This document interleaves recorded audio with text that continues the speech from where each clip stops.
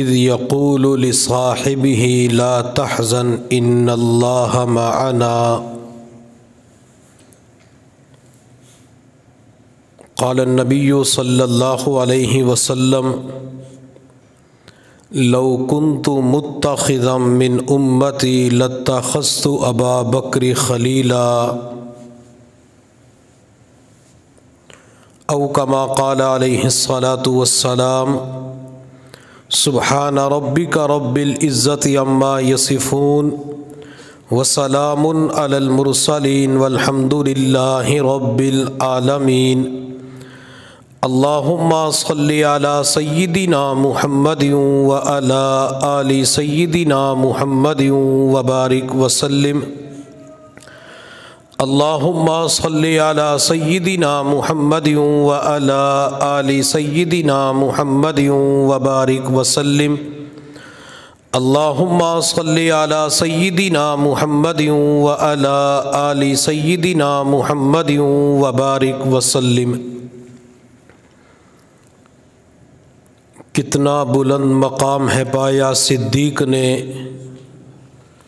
کتنا بلند مقام ہے پایا صدیق نے، بستر نبی کے ساتھ لگایا صدیق نے۔ اللہ رب العزت نے اپنے لاڈلے حبیب تاجدار مدینہ، ساقی کوثر، شافی محشر، محبوب رب العالمین، امام الانبیاء، مقصود کائنات، مطلوب کائنات، دو جہاں کے سردار، کائنات کے شہزادے، کونین کے شہزادے، امام الانبیاء، سید المرسلین، خاتم النبیین، زینب، رقیہ، ام کلثوم، فاطمہ رضی اللہ تعالی عنہن کے والد گرامی، ختیجہ، عائشہ، سودا، حفصہ، ام حبیبہ، ام سلمہ رضی اللہ تعالی عنہن کے شوہر، قاسم، عبداللہ، ابراہیم کے والد گرامی، احمد مجتبیٰ، محمد مصطفیٰ صلی اللہ علیہ وآلہ وسلم کو جو پاکیزہ اور مقدس جماعت عطا فرمائی ہے، انہیں حضرات صحابہ کرام کہا جاتا ہے۔ صحابہ کرام میں جو سب سے اعلیٰ ہے، صحابہ کرام میں جو سب سے بلند ہیں، انہیں سیدنا ابو بکر صدیق رضی اللہ تعالی عنہ کہا جاتا ہے۔ کوئی نوجوان اللہ والے کی خدمت میں حاضر ہوا اور عرض کیا کہ حضرت ابو بکر و عمر کی شان تو بتا دیں۔ اللہ والے نے اس نوجوان کی طرف دیکھ کے فرمایا، بیٹا ابو بکر و عمر کی شان بتا دوں یا دکھا دوں؟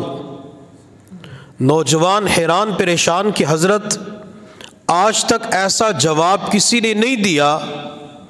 اللہ والے نے فرمایا، بیٹا تمام صحابہ کی شان بتائی جاتی ہے، لیکن ابو بکر و عمر کی شان دکھائی جاتی ہے۔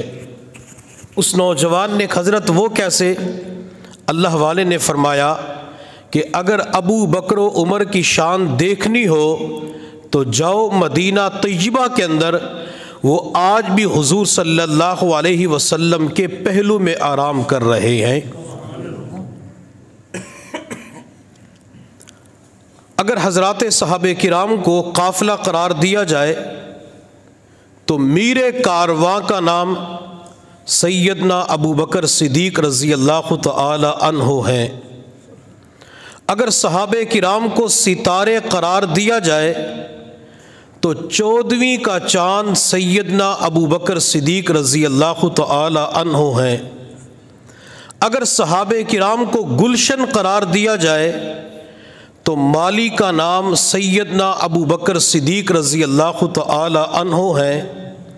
اگر صحابہ کرام کو پھول قرار دیا جائے تو سب سے خوبصورت، بہترین اور خوشبودار پھول کا نام سیدنا ابو بکر صدیق رضی اللہ تعالی عنہ ہے۔ اگر صحابہ کرام کو مقتدی قرار دیا جائے تو امام کا نام سیدنا ابو بکر صدیق رضی اللہ تعالی عنہ ہے۔ ایک مرد قلندر کا نعرہ بہت مشہور ہوا، صحابہ کا جو غلام ہے ہمارا وہ امام ہے۔ میں اس نعرے کو یوں کہتا ہوں، صحابہ کا جو امام ہے وہ سیدنا ابو بکر صدیق ہے۔ اللہ نے ابو بکر صدیق رضی اللہ تعالی عنہ کو حضرات صحابہ کرام کا امام بنا دیا۔ میرے اللہ نے معراج کی شب جب تمام انبیاء کرام کو مسجد اقصیٰ کے اندر اپنے لاڈلے حبیب صلی اللہ علیہ وسلم کی شان بتانی تھی، دکھانی تھی، تو اللہ نے مسجد اقصیٰ کے اندر تمام انبیاء کو حضرت آدم علیہ السلام سے لے کر عیسیٰ علیہ السلام تک تمام نبیوں کو، رسولوں کو مقتدی بنایا، اور آمینہ کے در یتیم کو مسجد اقصیٰ کے اندر امام بنایا۔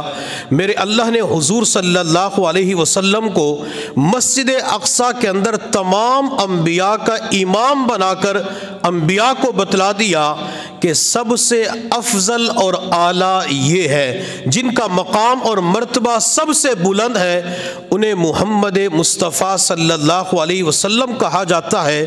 اسی طرح جب حضور صلی اللہ علیہ وسلم نے مسجد نبوی کے اندر تمام صحابہ کرام کو ابو بکر کی شان بتانی تھی، ابو بکر کا مقام اور مرتبہ بتانا تھا، تو آپ علیہ الصلوۃ والسلام نے اپنی مبارک حیات میں ابو بکر کو صحابہ کا امام بنا دیا، اور صحابہ کی طرف دیکھ کے فرمایا کہ میں نے اس شخصیت کو امام بنایا جو میرے نزدیک سب سے اعلیٰ اور بلند ہے۔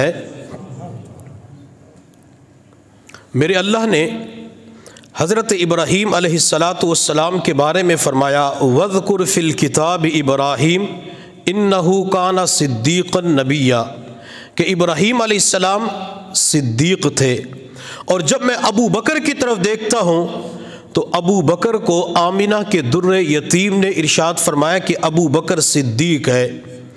ایک اللہ کا صدیق ہے اور ایک حضور صلی اللہ علیہ وسلم کا صدیق ہے۔ اللہ نے اپنے صدیق ابراہیم خلیل سے امتحان لیا، اور ادھر حضور صلی اللہ علیہ وسلم نے اپنے صدیق ابو بکر سے امتحان لیا۔ جب اللہ اپنے خلیل، اپنے صدیق ابراہیم سے امتحان لیتے ہیں، اللہ جان کا بھی امتحان لیتے ہیں، اللہ مال کا بھی امتحان لیتے ہیں، اللہ اولاد کا بھی امتحان لیتے ہیں، اللہ گھر والوں کا امتحان لیتے ہیں۔ میرے اللہ نے فرمایا ابراہیم نمرود کے پاس جاؤ اور جا کر توحید کا نعرہ بلند کرو۔ ابراہیم علیہ السلام نے نعرہ بلند کیا تو ابراہیم علیہ السلام کے جسم کو آگ میں ڈال دیا گیا۔ میرے اللہ نے فرمایا ابراہیم اپنی بیوی ہاجرہ اور اسماعیل کو مکہ کی سنگلاخ وادی کے اندر چھوڑ دو، جہاں پہ کوئی سبزہ نہیں ہے، انسانیت کا نام و نشان نہیں ہے، جہاں پانی کا نام و نشان نہیں ہے۔ حضرت ابراہیم علیہ السلام یہ قربانی بھی دینے کے لیے تیار ہو جاتے ہیں۔ میرے اللہ نے فرمایا ابراہیم اپنے لخت جگر اسماعیل کے گلے پہ چھری چلا دو۔ ابراہیم علیہ السلام یہ امتحان بھی دینے کے لیے تیار ہو جاتے ہیں۔ جب ابراہیم علیہ السلام تمام امتحانات دیتے ہیں تو میرے اللہ نے قرآن میں فرمایا وَإِذِ ابْتَلَىٰ إِبْرَاهِيمَ رَبُّهُ بِكَلِمَاتٍ فَأَتَمَّهُنَّ، میں نے ابراہیم سے امتحان لیا، ابراہیم سارے امتحانات کے اندر کامیاب ہو گئے، 100% نمبر لے گئے۔ ممتحن امتحان لینے والا خود کہہ رہا ہے میں نے امتحان لیا، ابراہیم کامیاب ہو گئے۔ امتحان ابراہیم سے لیا گیا، امتحان لینے والا میرا اللہ ہے۔ جب اللہ ابراہیم صدیق کا امتحان لیتی ہے، کامیاب ہو جاتی ہے، تو میرے اللہ نے ابراہیم علیہ السلام کو ایک انعام کے بارے میں فرمایا، انی جاعلک للناس اماما، ابراہیم میں نے تجھ سے امتحان لیا، تو کامیاب ہو گیا، جا ابراہیم میں تجھے لوگوں کا امام بناؤں گا۔ اللہ نے ابراہیم علیہ السلام کو لوگوں کا امام بنا دیا، اور جب حضور صلی اللہ علیہ وسلم اپنے صدیق، اپنے یار غار، رفیق سفر ابو بکر سے امتحان لیتے ہیں، ابو بکر اپنی جان پیش کر، جی یا رسول اللہ جان قربان ہے، مال قربان کر، یا رسول اللہ میرا سارا مال آپ کی ذات پہ قربان ہے۔ میرے پیغمبر نے فرمایا ابو بکر اپنے بیوی بچوں کو مکہ کے اندر چھوڑ دو، میرے ساتھ ہجرت کے سفر پہ چلو۔ یا رسول اللہ میں تیار ہوں۔ ابو بکر نے ساری قربانیاں دی۔ جب ابو بکر تمام امتحانات کے اندر کامیاب ہو جاتی ہے، تو میرے پیغمبر نے تمام صحابہ کرام سے فرمایا کہ میں نے ابو بکر کو اپنی زندگی کے اندر تمہارا امام بنا دیا۔ اللہ نے ابراہیم صدیق سے امتحان لیا، اللہ نے ابراہیم کو امام بنایا۔ میرے پیغمبر نے ابو بکر صدیق سے امتحان لیا، جب وہ کامیاب ہو جاتے تو صحابہ کا امام بنا دیا۔ اللہ رب العزت نے حضور صلی اللہ علیہ وسلم کو قرآن عظیم الشان میں سورج کہا ہے، وَدَاعِيًا إِلَى اللَّهِ بِإِذْنِهِ وَسِرَاجًا مُنِيرًا۔ محبوب آپ سورج ہیں، اور جب سورج طلوع ہوتا ہے، سورج نکلتا ہے، تو سورج کی سب سے پہلی کرن اس عمارت پہ پڑتی ہے جو عمارت سب سے بلند ہوتی ہے۔ اگر پہاڑی علاقے کے اندر سورج طلوع ہو تو اس سورج کی سب سے پہلی کرن اس پہاڑ کی چوٹی پر پڑے گی جو پہاڑ سب سے بلند ہوگا۔ اگر کسی جنگلات کے اندر سورج طلوع ہوتا ہے تو سورج کی سب سے پہلی کرن اس درخت کے اوپر پڑے گی جو درخت سب سے بلند ہوگا۔ میرے محبوب صلی اللہ علیہ وسلم جب فاران کی چوٹی سے سورج بن کر طلوع ہوئے تو میرے پیغمبر کی سب سے پہلی کرن اس شخصیت پہ پڑتی ہے جو صحابہ کرام کے اندر سب سے اعلیٰ تھا۔ میرے پیغمبر کی سب سے پہلی کرن اس شخصیت پہ پڑتی ہے جو صحابہ کرام میں سب سے بلند تھا، صحابہ کرام میں سب سے اعلیٰ تھا، مقام اور مرتبے کے اعتبار سے بھی بلند تھا۔ آج کی دنیا اس شخصیت کو ابو بکر صدیق کے نام سے یاد کرتی ہے۔ میرے پیغمبر جب توحید کا نعرہ بلند کرتے ہیں، لوگوں کو اللہ کی طرف بلاتے ہیں، میرے پیغمبر کے ہاتھ میں سب سے پہلے ایمان قبول کرنے والے سیدنا ابو بکر صدیق رضی اللہ تعالی عنہ ہیں۔ حضور صلی اللہ علیہ وسلم نے ابھی نبوت کا اعلان نہیں کیا تھا۔ سیدنا ابو بکر صدیق رضی اللہ تعالی عنہ فرماتے ہیں کہ میں تجارت کے لیے ملک شام کی طرف گیا تو مجھے وہاں کے دوست احباب نے بتلایا کہ یہاں پہ ایک بزرگ ہیں جن کی تقریباً 350 یا 400 سال کے قریب عمر ہے، وہ تورات، زبور اور انجیل کے عالم ہیں، بوڑھے ہو چکے ہیں۔ ابو بکر آپ کی ان سے ملاقات کرواتے ہیں۔ سیدنا ابو بکر صدیق رضی اللہ تعالی عنہ اپنے دوستوں کے ساتھ اس بوڑھے کے پاس گئے جن کو دنیا شیخ ازد یمنی کے نام سے جانتی ہے۔ ابو بکر صدیق فرماتے ہیں جب اس بوڑھے کے پاس پہنچے، بہت زیادہ ضعیف ہو چکے تھے، ان کی پلکیں آنکھوں کے اوپر پڑی ہوئی تھی۔ جب کوئی بندہ ان سے ملاقات کے لیے جاتا تو وہ اپنے ہاتھ کے ذریعے پلکیں اٹھا کے پھر دیکھتے تھے، ان سے بات چیت کرتے تھے۔ سیدنا ابو بکر صدیق رضی اللہ تعالی فرماتے ہیں جب میں ان کے قریب ہوا تو مجھ سے پوچھا کہ آپ کا نام کیا ہے؟ ابو بکر صدیق فرماتے ہیں کہ میں نے اپنا اصل نام عبداللہ بتلایا کہ میرا نام عبداللہ ہے۔ ابو بکر یہ سید صدیق اکبر کی کنیت ہے، لقب صدیق اور عتیق ہے۔ فرماتے ہیں جب میں نے اپنا نام عبداللہ بتلایا تو اس بوڑھے نے اپنی پلکوں کے بالوں کو اوپر اٹھایا، میرے چہرے کی طرف دیکھ کے کہا کہ بیٹا اگر آپ ناراض نہ ہو تو میرے قریب آ جائے۔ سیدنا ابو بکر صدیق فرماتے ہیں کہ میں اس بوڑھے کے قریب ہوا تو بوڑھے نے کہا کہ بیٹا اپنے پیٹ سے چادر ہٹاؤ، اپنے پیٹ سے قمیص جبہ ہٹاؤ۔ سیدنا ابو بکر صدیق رضی اللہ تعالی عنہ فرماتے ہیں جب میں نے اپنی چادر تھی یا قمیص تھی وہ دور کی تو میری ناف کے اوپر ایک سیاہ رنگ کے تل کا نشان تھا۔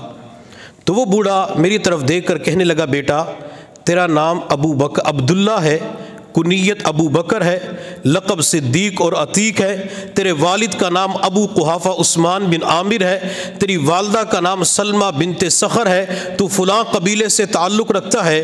سیدنا ابو بکر صدیق رضی اللہ تعالی عنہ فرماتے ہیں کہ جب اس نے میرا حسب نسب بیان کیا تو میں حیران پریشان کہ میں نے تو اپنا تعارف نہیں کروایا، میرے دوست احباب نے بھی تعارف نہیں کروایا۔ سیدنا ابو بکر صدیق فرماتے میں نے اس بوڑھے سے کہا کہ آپ کو کیسے پتہ چلا میں فلاں کا بیٹا، میری والدہ کا نام یہ ہے، ابو کا نام یہ ہے؟ تو وہ بوڑھا کہنے لگا ابو بکر میں نے تیرا تذکرہ تورات اور انجیل کے اندر بھی پڑھا ہے، میں نے تورات زبور انجیل کے اندر یہ بھی پڑھا ہے، مکہ مکرمہ کی سرزمین پر محمد صلی اللہ علیہ وسلم نامی شخص نبوت کا اعلان کریں گے اور ان کے ہاتھ پہ جو سب سے پہلے ایمان قبول کرے گا اسے سیدنا ابو بکر صدیق کہتے ہیں۔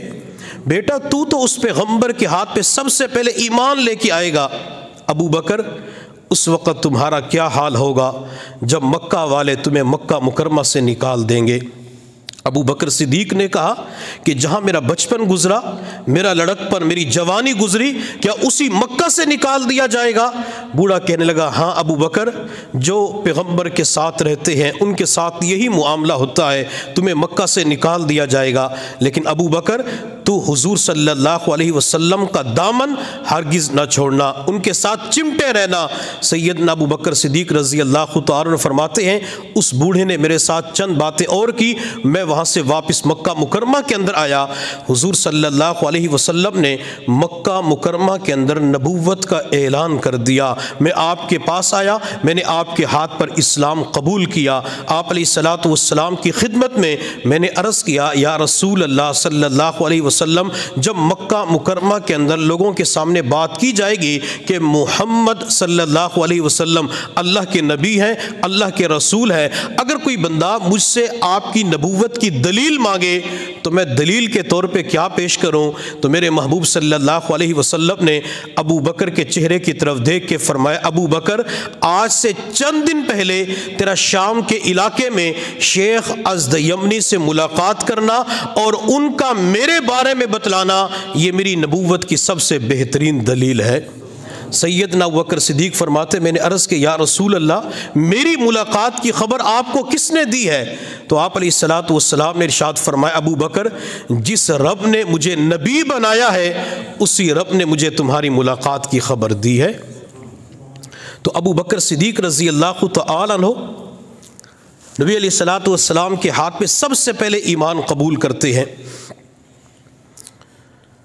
حضور صلی اللہ علیہ وسلم کے ہاتھ مبارک کی جو انگلیاں تھی، ہماری جو شہادت والی انگلی ہے یہ چھوٹی ہوتی ہے اور درمیان والی انگلی بڑی ہوتی ہے، لیکن حضور صلی اللہ علیہ وسلم کی مبارک انگلیوں کو جو شیپ تھا وہ مختلف تھا۔ آپ کی شہادت والی انگلی تمام انگلیوں کے اندر سب سے بلند تھی، ساتھ والی انگلی چھوٹی تھی۔ اس کی وجہ کیا تھی کہ نبی علیہ الصلوۃ والسلام کی شہادت والی انگلی بلند تھی اور ساتھ والی انگلیاں چھوٹی تھی؟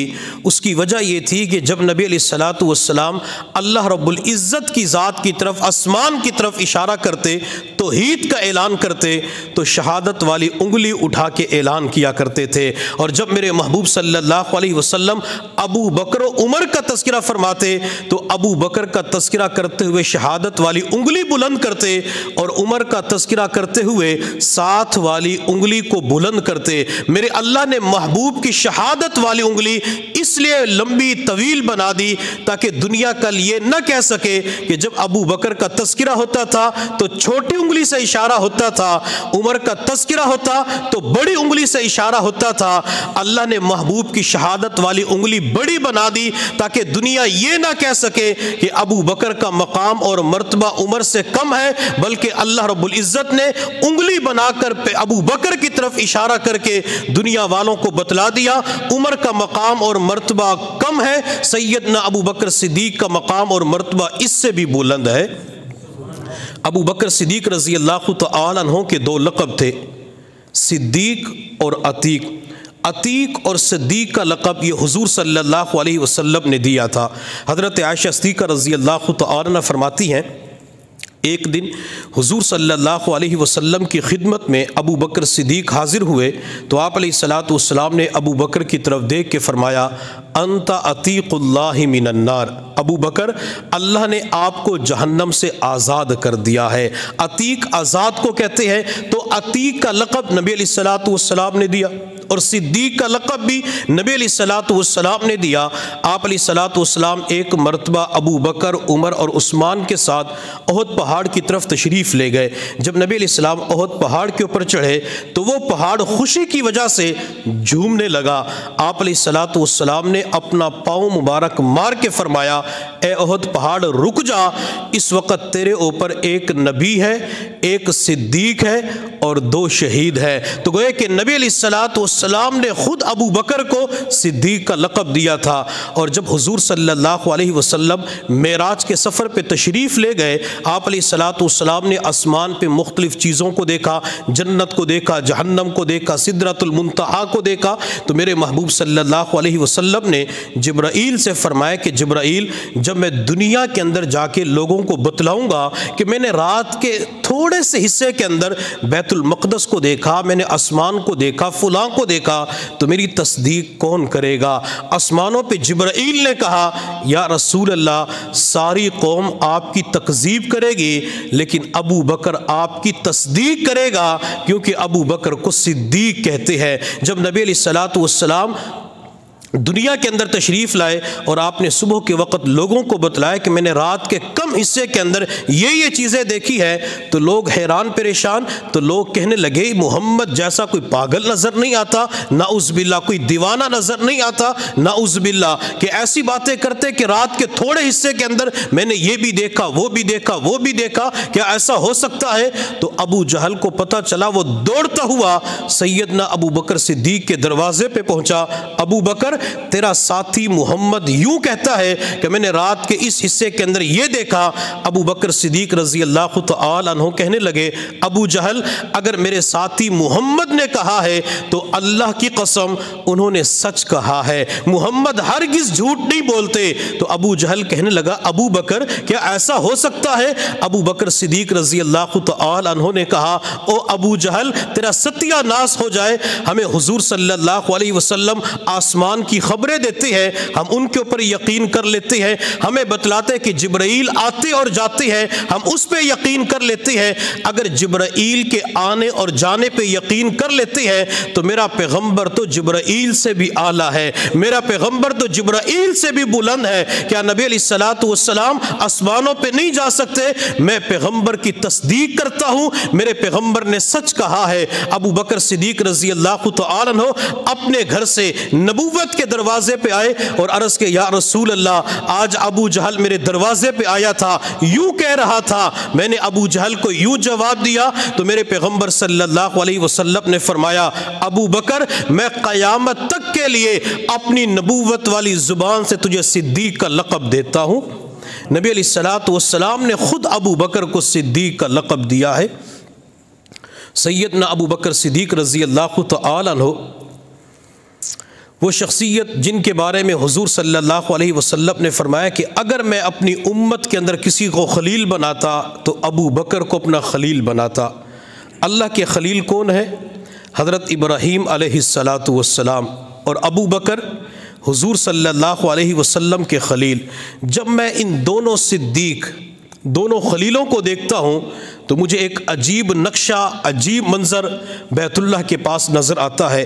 سیدنا ابو بکر صدیق رضی اللہ تعالی عنہ نے حضور صلی اللہ علیہ وسلم کو اپنے کندھوں پہ اٹھا کے غار ثور کے اندر پہنچایا تھا۔ ابو بکر صدیق نے آمنہ کے در یتیم کو اپنے کندھوں کے اوپر سوار کیا۔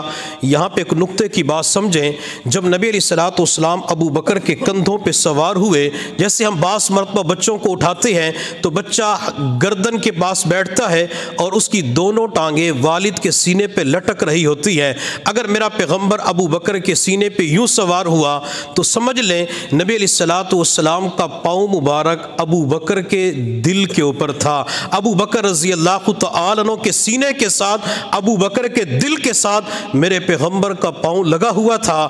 اگر آج دنیا کے اندر کسی انسان کے دل پہ، کسی مرید کے دل پہ کوئی اللہ والا شہادت والی انگلی رکھ کر 3 مرتبہ اللہ اللہ کی ضرب لگا دے، اپنے آپ کو خوش قسمت سمجھتا ہے کہ میرے دل پہ فلاں پیر طریقت نے انگلی لگائی تھی، میرے دل پہ فلاں اللہ والے نے ضرب لگائی تھی۔ اور خواجہ فضل علی قریشی رحمۃ اللہ علیہ فرمایا کرتے تھے، جس مرید کے دل پہ کوئی اللہ والا شہادت والی انگلی رکھ کر 3 مرتبہ اللہ اللہ کی ضرب لگا دے تو اس بندے کو آخری وقت کے اندر ایمان کی دولت نصیب ہو جاتی ہے۔ صرف انگلی لگانے کی برکت سے اللہ کلمہ طیبہ آخری وقت میں نصیب فرما دیتی ہے۔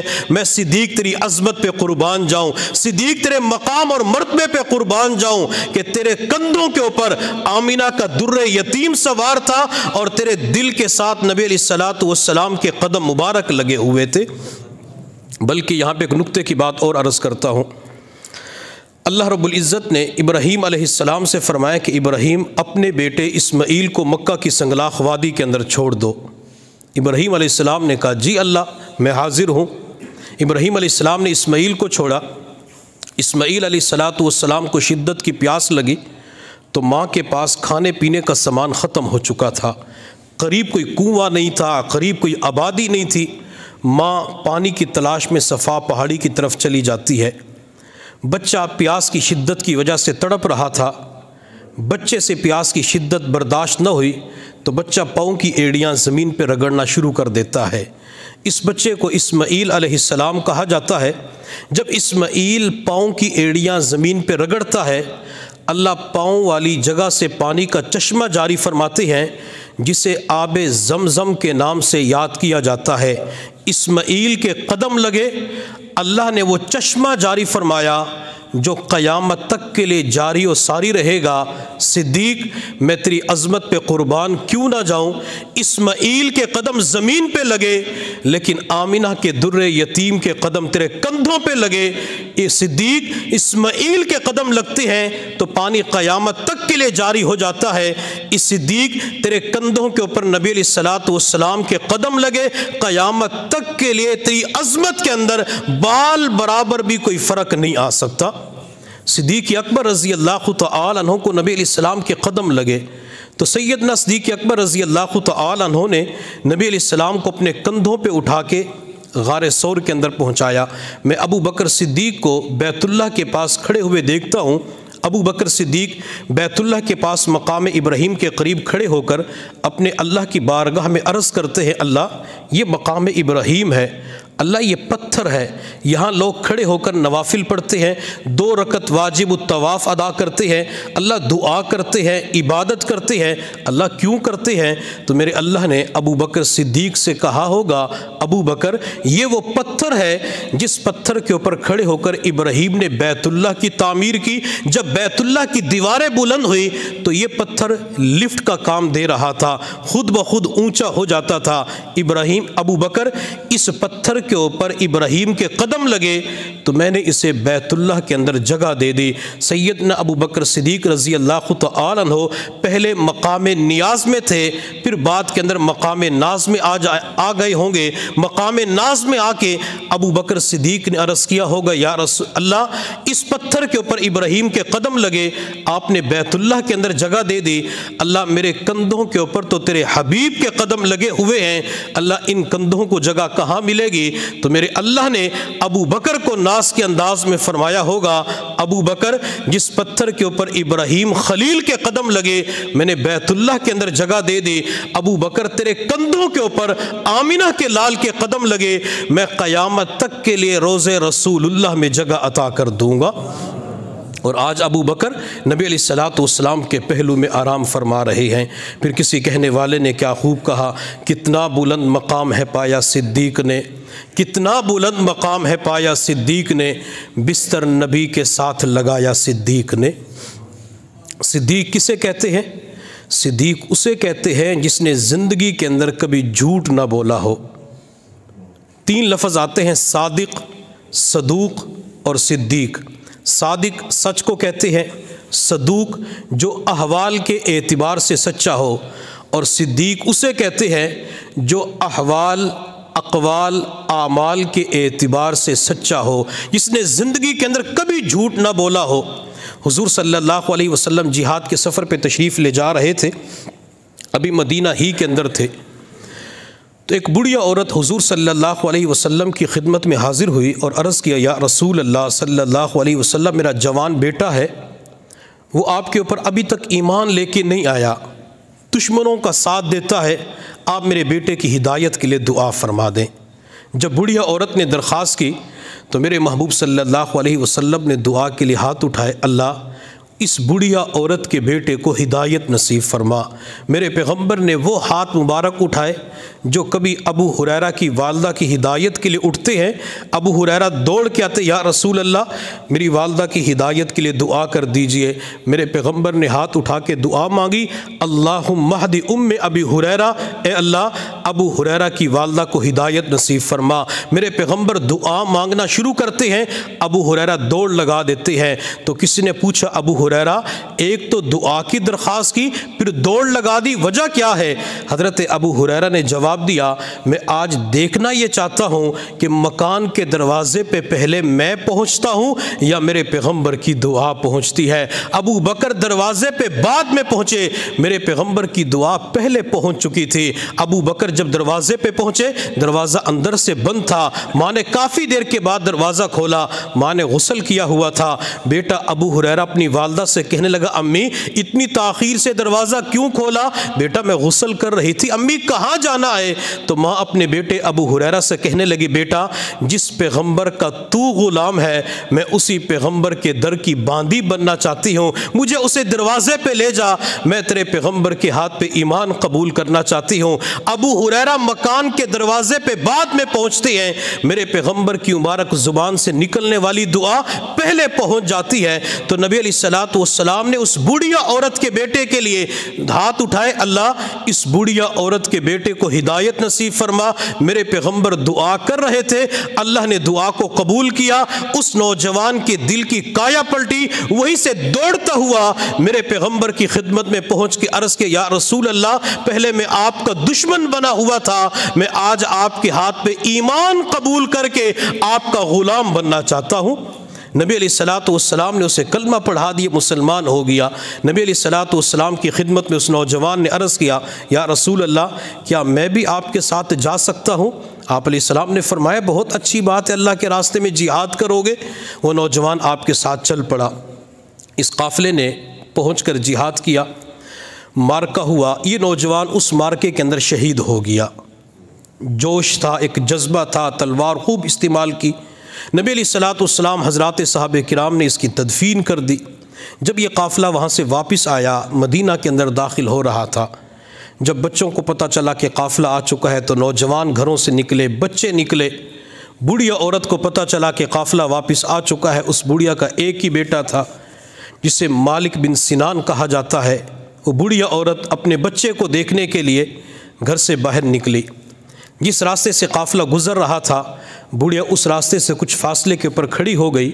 جب حضور صلی اللہ علیہ وسلم کا وہاں سے گزر ہوا، بوڑھیا عورت نے پوچھا، یا رسول اللہ میرا بیٹا نظر نہیں آ رہا، میرا بیٹا کہاں پہ ہے؟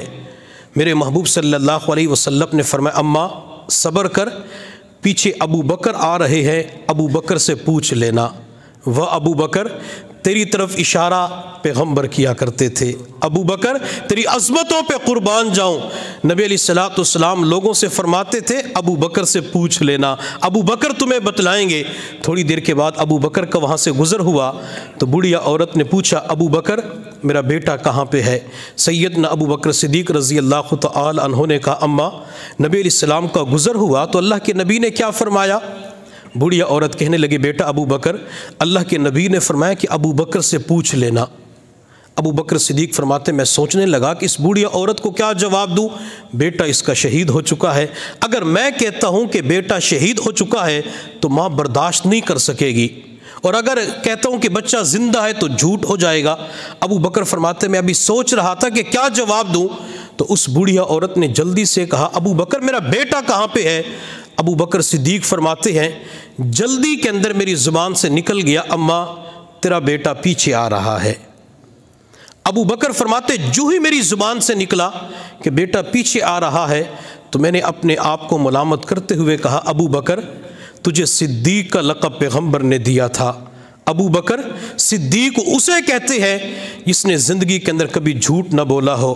ابو بکر جب یہ تیرا جھوٹ نبی علیہ السلام کے سامنے آئے گا تو اللہ کے نبی کو چہرہ کیا دکھلائے گا؟ تو نبی علیہ السلام کے سامنے کس منہ سے جائے گا؟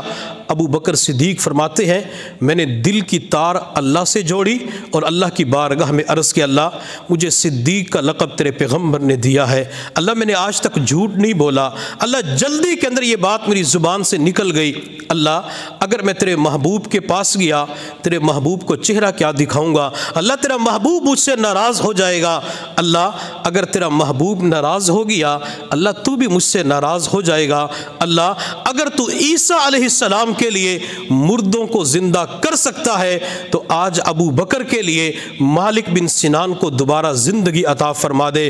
ابو بکر صدیق فرماتے ہیں میں اللہ سے دعا بھی کر رہا تھا اور اللہ کے سامنے رو بھی رہا تھا، اللہ تو قادر ذات ہے، اللہ تو نے قرآن کے اندر خود ہی تو فرمایا ان اللہ علی کل شیء قدیر، اللہ ہر چیز پہ قادر ہے، ہر چیز پہ قدرت رکھتا ہے، اللہ میں تو تیرے محبوب صلی اللہ علیہ وسلم کا امتی ہوں، اللہ اس نوجوان کو زندگی عطا کر۔ ابو بکر صدیق فرماتے ہیں میں روتا ہوا دعا کرتے ہوئے مسجد نبوی کے اندر پہنچا جہاں صحابہ کرام کے جوتے پڑے ہوئے تھے، میں وہیں پہ بیٹھ گیا اور پھر اللہ سے دعا کرنا شروع کر دی، اللہ نے دعا کو قبول فرمایا، اس نوجوان کو میرے اللہ نے دوبارہ زندگی عطا فرمائی، اللہ نے قبر سے نکالا، یہ نوجوان مدینہ طیبہ کے اندر پہنچا، اپنی ماں سے ملاقات کی، ماں سے ملاقات کر کے مسجد نبوی کے اندر آیا، نبی علیہ السلام کی نظر پڑی، صحابہ کرام نے مالک بن سنان کو دیکھا تو اللہ کے نبی نے فرمایا مالک تو شہید ہو گیا تھا،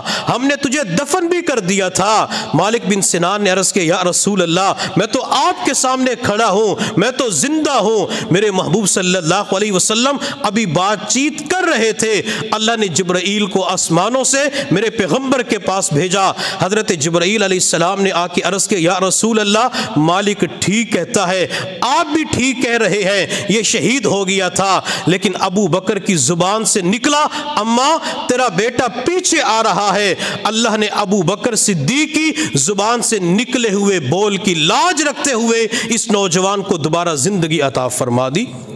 ابو بکر صدیق رضی اللہ تعالیٰ عنہ جو زبان سے کچھ بولتے ہیں اللہ اسے سچ کر دکھاتے ہیں، اللہ اسے پورا کر دکھاتے ہیں، تو صدیق اسے کہتے ہیں جس نے زندگی کے اندر کبھی جھوٹ نہ بولا ہو۔ ہمیں چاہیے کہ ہم سیدنا ابو بکر صدیق رضی اللہ تعالیٰ عنہ کے ساتھ سچی محبت کرتے ہوئے، سچا پیار کرتے ہوئے، سچا عشق کرتے ہوئے یہ عزم بالجزم کریں کہ ہم بھی ابو بکر کے نقش قدم پہ چلتے ہوئے آج کے بعد سچ بولیں گے، آج کے بعد جھوٹ نہیں بولیں گے، ہم کام کاروبار کے اندر جھوٹ نہیں بولیں گے، معاملات کرتے ہوئے جھوٹ نہیں بولیں گے۔ اور میں مدرسے کی تمام طالبات سے بھی درخواست کروں گا کہ آپ ابو بکر صدیق کی اداؤں کو اپناتے ہوئے یہ عزم بالجزم کریں کہ آج کے بعد ہم بھی مدرسے کے اندر اپنی معلمات کے سامنے، اپنے گھروں کے اندر کبھی بھی والدین کے سامنے جھوٹ نہیں بولیں گی بلکہ سچ کا مظاہرہ کریں گی، سچ بولیں گی۔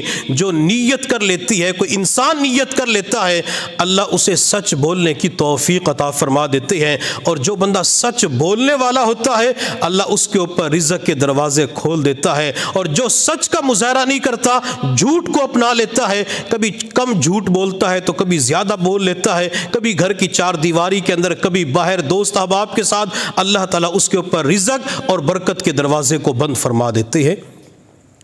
میرے محبوب صلی اللہ علیہ وسلم نے ایک حدیث کے اندر ارشاد فرمایا کہ جو بندہ مجھے 6 چیزوں کے صحیح استعمال کی ضمانت دے دے، میں محمد صلی اللہ علیہ وسلم اسے جنت کی ضمانت دیتا ہوں۔ آپ علیہ الصلاۃ والسلام نے ان 6 چیزوں کا تذکرہ کرتے ہوئے ایک بات یہ بھی ارشاد فرمائی کہ جب بھی وہ بات کرے تو سچ بولے، جو سچ بولنے کی مجھ محمد کو ضمانت دے دے میں اسے جنت کی ضمانت دیتا ہوں۔ اور جب کوئی بندہ سچ چھوڑ کر جھوٹ کو اپنا لیتا ہے تو نبی علیہ الصلاۃ والسلام نے ایک حدیث کے اندر ارشاد فرمایا آیت المنافق ثلاث اذا حدث کذب، منافق کی علامت یہ ہے کہ جب وہ بات کرتا ہے تو جھوٹ بولتا ہے۔ تو گویا کہ جھوٹ بولنے والے کے اندر منافقین کی علامت پائی جاتی ہے۔ اور ایک جگہ میرے اللہ نے قرآن عظیم الشان میں فرمایا لعنت اللہ علی الکاذبین، جھوٹ بولنے والے کے اوپر اللہ کی لعنت برستی ہے۔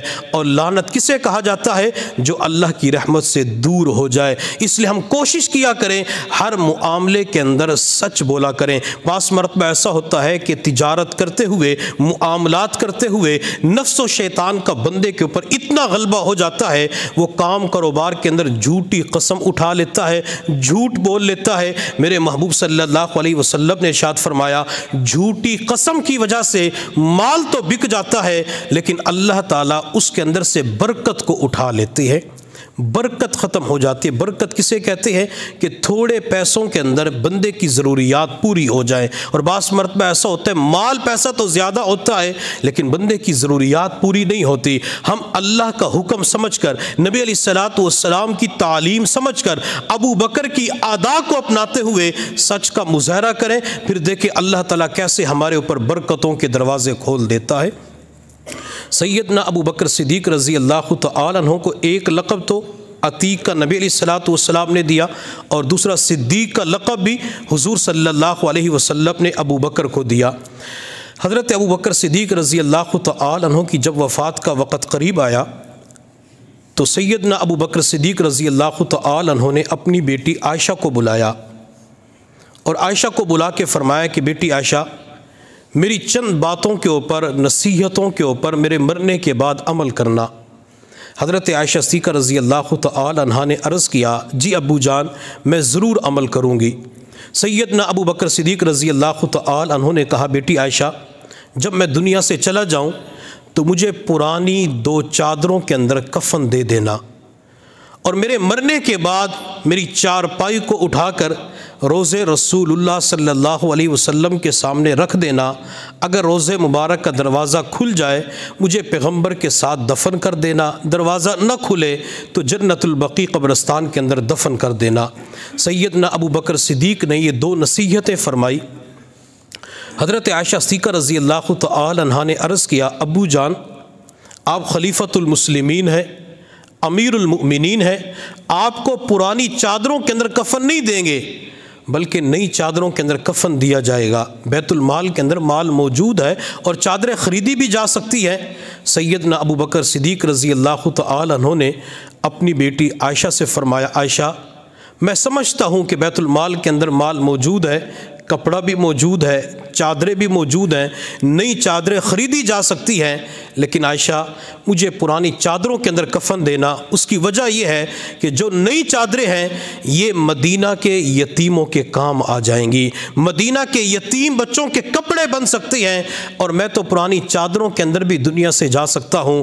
پھر دنیا نے ابو بکر صدیق رضی اللہ تعالی عنہ کے اس طرز کو دیکھا کہ لوگ دنیا سے جاتے ہیں تو نئے کپڑے کے اندر، نئی چادروں کے اندر کفن دیا جاتا ہے، اور جب ابو بکر صدیق کا انتقال ہوتا ہے تو غسل دینے کے بعد ابو بکر کو پرانی چادروں کے اندر کفن دیا جاتا ہے۔ ابو بکر صدیق رضی اللہ تعالی عنہ کو کفن دیا گیا، پھر ابو بکر کی چارپائی کو اٹھا کے روضے رسول اللہ صلی اللہ علیہ وسلم کے قریب رکھ دیا۔ جب وہاں پہنچے تو روضے رسول اللہ کا تالا خود بخود کھلا، دروازہ کھلا اور اندر سے ایک عجیب آواز آئی، ادخلوا الحبیب الی الحبیب، ادخلوا الحبیب الی الحبیب، حبیب کو حبیب کے ساتھ ملا دو، دوست کو دوست کے ساتھ ملا دو۔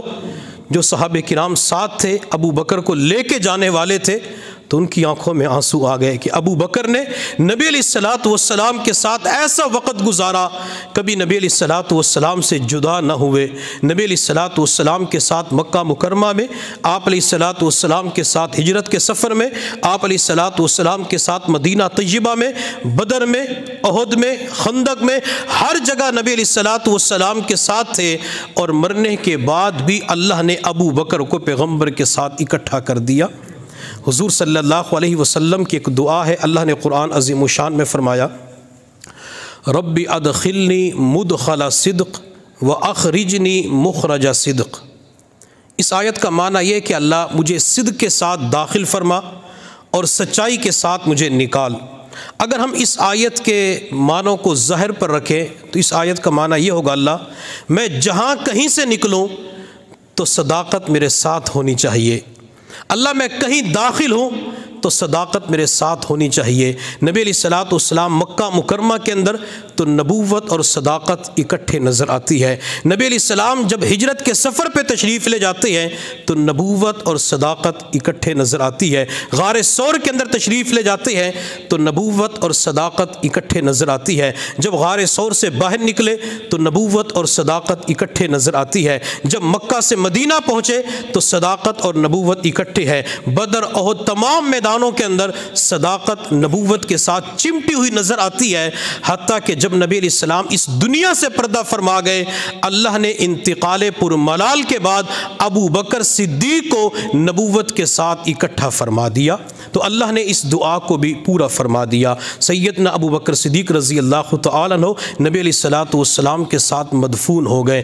ابو بکر صدیق رضی اللہ تعالیٰ عنہ ایک مرتبہ نبی علیہ الصلوۃ والسلام کے پاس موجود تھے، تو آپ علیہ الصلوۃ والسلام نے حضرات صحابہ کرام سے فرمایا میرے صحابہ مجھے 3 چیزیں محبوب ہیں، ایک تو مجھے خوشبو پسند ہے، نیک بیوی پسند ہے، نماز میری آنکھوں کی ٹھنڈک ہے۔ ابو بکر صدیق بھی وہاں پہ موجود تھا، تو ابو بکر صدیق نے عرض کی یا رسول اللہ مجھے بھی 3 چیزیں محبوب ہیں، 3 چیزیں پسند ہیں۔ آپ علیہ الصلوۃ والسلام نے فرمایا ابو بکر وہ کیا؟ تو سیدنا صدیق اکبر نے جواب دیا یا رسول اللہ آنکھ صدیق کی ہو اور چہرہ مصطفیٰ کا ہو، آنکھ ابو بکر کی ہو اور دیدار نبی علیہ الصلوۃ والسلام کا ہو، یا رسول اللہ بیٹی صدیق کی ہو اور پیغمبر کے گھر میں ہو، یا رسول اللہ مال ابو بکر کا ہو، پیغمبر کی ذات پہ خرچ ہو۔ ابو بکر صدیق ان 3 پسندیدہ چیزوں کے اوپر غور کیا جائے، وہ ساری کی ساری بنیادی چیزیں نبی علیہ السلام کی ذات گرامی نظر آتی ہیں۔ یا رسول اللہ آپ ہی میرے لیے سب کچھ ہے، میں اپنی بیٹی آپ کو دینا چاہتا ہوں، مال آپ کے اوپر قربان کرنا چاہتا ہوں، ان آنکھوں کے ساتھ میں دنیا کو دیکھنا نہیں چاہتا بلکہ ان آنکھوں کے ساتھ میں آپ ہی کی زیارت کرنا چاہتا ہوں۔ پھر میرے اللہ نے ابو بکر کی اس چاہت کو بھی پورا فرما دیا۔ ابو بکر صدیق کی زندگی کے اندر ایک موقع ایسا بھی آتا ہے کہ پیغمبر کی زیارت کرنے والے صرف ابو بکر تھے، ابو بکر کے علاوہ کوئی پیغمبر کو دیکھنے والا نہیں تھا۔ اور ابو بکر کیسے دیکھ رہے تھے؟ کیا آنکھ اٹھا کے دیکھ رہے تھے، دائیں طرف بائیں طرف یوں دیکھ رہے تھے؟ نہیں، ابو بکر کی عظمتوں پہ قربان جاؤں، ابو بکر میرے پیغمبر کو یوں دیکھ رہے تھے۔ غار ثور کے اندر میرے محبوب صلی اللہ علیہ وسلم نے ابو بکر سے فرمایا ابو بکر آرام کرنا ہے۔ ابو بکر نے کہا یا رسول اللہ میری گود میں آرام کر لیجئے۔ میرے پیغمبر نے اپنا مبارک سر ابو بکر کی گود میں رکھا۔ نبی علیہ الصلوۃ والسلام سو جاتے ہیں، ابو بکر کی نگاہوں کے اوپر قربان جاؤں، ابو بکر کی آنکھوں کے اوپر، روشنی کے اوپر قربان جاؤں۔ وہ ان آنکھوں کے ساتھ اس چہرے کو دیکھ رہے تھے جس چہرے کو میرا اللہ دیکھ کے مسکرایا کرتا تھا۔ ابو بکر اس چہرے کو دیکھ رہے تھے جس چہرے کی قسم میرے اللہ نے قرآن کے اندر والضحیٰ کہہ کے کھائی ہے۔ ابو بکر اس چہرے کو دیکھ رہے تھے جب میرے پیغمبر نے یہی چہرہ آسمان کی طرف اٹھایا تھا تو اللہ نے فوراً فرمایا تھا قد نرا تقلب وجہک فی السماء۔ ابو بکر صدیق رضی اللہ تعالیٰ عنہ اس چہرے کی طرف دیکھ رہے تھے جس چہرے کو دیکھ کر لوگ کلمہ پڑھ کے مسلمان ہو جاتے تھے، اس چہرے کی طرف دیکھ رہے تھے جس کے بوسے آمینہ نے لیے، جس کے بوسے ام ایمن نے لیے، اس چہرے کی طرف دیکھ رہے تھے جس کا پیار عبد المطلب نے کیا، اس چہرے کی طرف دیکھ رہے تھے جس چہرے کا پیار حلیمہ سعدیہ رضی اللہ تعالی عنہا کرتی ہے۔ پھر کسی کہنے کہنے والے نے کیا خوب کہا، حلیمہ میں تیرے مقدراں تو صدقے، حلیمہ میں تیرے مقدراں تو صدقے، تو مدنی دا جھولا جھولیندی بھی ہو سے، سہنے دا مکھڑا نورانی نورانی، تو تکدی تا رہیے چمیندی بھی ہو سے، انگلی نپا کے وہڑے دے اندر خدا دے سجن نو ٹریندی بھی ہو سے، کدی نال نزاکت دے وچ سہنا اور رسدا بھی ہو سی، تو منے دی بھی ہو سے، محبت دے وچ آ کے بوسے دی خاطر لباں کو لباں وچ ملین دی بھی ہو سے، نوا کے سجا کے کجلا بھی پا کے تو ٹھوڑی ہلا کے حسین دی بھی ہو سے۔ ابو بکر اس چہرے کی طرف دیکھ رہے تھے، حتیٰ کہ ابو بکر صدیق رضی اللہ تعالیٰ عنہ پیغمبر کے چہرے کی طرف دیکھتے ہیں، ادھر سے سانپ ڈستا ہے تو ابو بکر کی آنکھ میں آنسو آ جاتے ہیں، ابو بکر کی آنکھ سے نکلنے والا آنسو میرے پیغمبر کے وضحا والے رخسار کے اوپر گر پڑتا ہے۔ پھر کسی کہنے والے نے کیا خوب کہا کہ نور پسند کہ نور پسند، کہ نور پسند کہ نور پسند، کہ موسیٰ دا کوہ تور پسند، قسم خدا دی عاشقانو نہ علین پاک دی دھول پسند، سارے نا ہن ہک پاسے سکو تیرے نام دی میم پسند، ہک وار پسند لکھوار پسند، سوہنے آقا دا دیدار پسند، جتے اتھرو صدیق دے ڈگ دے رہے، اتھرو آنسو کو کہتے ہیں، جتے اتھرو صدیق دے ڈگ دے رہے سکو آقا دا اور رخسار پسند۔ ابو بکر صدیق رضی اللہ تعالیٰ عنہ کی آنکھوں سے نکلنے والے آنسو میرے پیغمبر کے چہرے پہ پڑتے ہیں تو ابو بکر نے اپنے جسم کو حرکت نہیں دی بلکہ پیغمبر کی آنکھ کھلتی ہے۔ میرے پیغمبر نے فرمایا، ابو بکر تجھے کس چیز نے رلایا، ابو بکر تجھے کس چیز نے رلایا؟ تو ابو بکر نے تصورات کے اندر کہا ہوگا، یا رسول اللہ مجھے کالے سانپ نے رلایا ہے، مجھے کالے نے رلایا ہے۔ تو میرے پیغمبر نے فرمایا، ابو بکر پریشان نہ ہو۔ میرے پیغمبر نے اپنا لعاب دہن ابو بکر کی ایڑی پہ لگایا تو ابو بکر کے پاؤں سے زہر کا اثر ختم ہو جاتا ہے۔ ابو بکر صدیق رضی اللہ تعالیٰ عنہ کے مقام اور مرتبے کا کوئی مقابلہ کر سکتا ہے؟ ابو بکر نبی علیہ الصلوۃ والسلام کے چہرے انور کی زیارت کرتے ہیں اور اس وقت زیارت کرنے والا کوئی صحابی پاس موجود نہیں تھا، کوئی صحابیہ نبی علیہ السلام کی ازواج مطہرات میں سے، آپ کی بیٹیوں میں سے کوئی بھی پاس نہیں تھی، اکیلا صدیق تھا جو پیغمبر کے چہرے کی زیارت کر رہا تھا۔ سید عطا اللہ شاہ بخاری رحمۃ اللہ علیہ ایک جملہ کہا کرتے تھے، ابو بکر یوں لگتا ہے کہ تیری جھولی کے اندر قرآن کھلا ہوا ہے، تو اس قرآن کی زیارت کر رہا تھا۔ پیغمبر قرآن کی مانند، تیری جھولی رحل کی مانند ہے، تو پیغمبر کے چہرے کی زیارت کر رہا تھا۔ کیوں زیارت کر رہا تھا؟ چونکہ ابو بکر نے پیغمبر کے سامنے کہا تھا، یا رسول اللہ میری سب سے بڑی پسند یہ ہے آنکھ صدیق کی ہو، چہرہ مصطفیٰ کا ہو۔ تو پیغمبر نے غار ثور کے اندر کہا ہوگا، ابو بکر جی بھر کے پیغمبر کے چہرے کو دیکھ لے، پتہ نہیں بات کے اندر یہ موقع ملے نہ ملے۔ ابو بکر صدیق دیکھتے رہے، پھر اللہ نے ان راتوں کی، ان ایام کی قدر و قیمت کے اندر اضافہ کر دیا۔ میرے محبوب صلی اللہ علیہ وسلم کے پاس عائشہ صدیقہ موجود تھی، آسمان پہ ستارے چمک رہے تھے۔ عائشہ صدیقہ نے کہا، یا رسول اللہ کیا کسی بندے کی نیکیاں آسمان کے ستاروں کے برابر ہو سکتی ہے؟ میرے پیغمبر نے فرمایا، عائشہ ہاں عمر کی نیکیاں آسمان کے ستاروں سے زیادہ ہے۔ عائشہ پریشان ہو گئی، اللہ کے نبی سمجھ گئے کہ عائشہ کیوں پریشان ہو گئی۔ میرے پیغمبر نے فرمایا، عائشہ کیوں پریشان ہو گئی؟ یا رسول اللہ میرا خیال یہ تھا میرے والد ابو بکر کا نام لیں گے، آپ نے تو عمر کا نام لیا ہے۔ میرے پیغمبر صلی اللہ علیہ وسلم نے فرمایا، عائشہ پریشان نہ ہو، تیرے والد ابو بکر نے جو ایک رات میرے ساتھ غار ثور کے اندر گزاری تھی، عمر کی پوری زندگی کی نیکیاں اس ایک رات کا مقابلہ نہیں کر سکتی۔ اللہ نے یہ مقام اور مرتبہ سیدنا ابو بکر صدیق کو عطا فرمایا تھا۔ ابو بکر صدیق رضی اللہ تعالیٰ عنہ کی زندگی ہمیں سبق یہ دیتی ہے کہ ہم ابو بکر صدیق کے ساتھ ایک تو محبت کریں، پیار کریں، عشق کریں، بچوں کے نام ابو بکر رکھیں، صدیق نام رکھیں، اور ابو بکر کے نقش قدم پہ چلتے ہوئے ہم سچائی کو اپنانے والے بن جائیں۔ اللہ رب العزت کی بارگاہ میں دعا ہے اللہ تعالی ہم سب کو سچ بولنے کی توفیق عطا فرمائے اور حضرات صحابہ کرام کی سچی محبت نصیب فرمائے۔ وآخر دعوانا ان الحمد للہ رب العالمین۔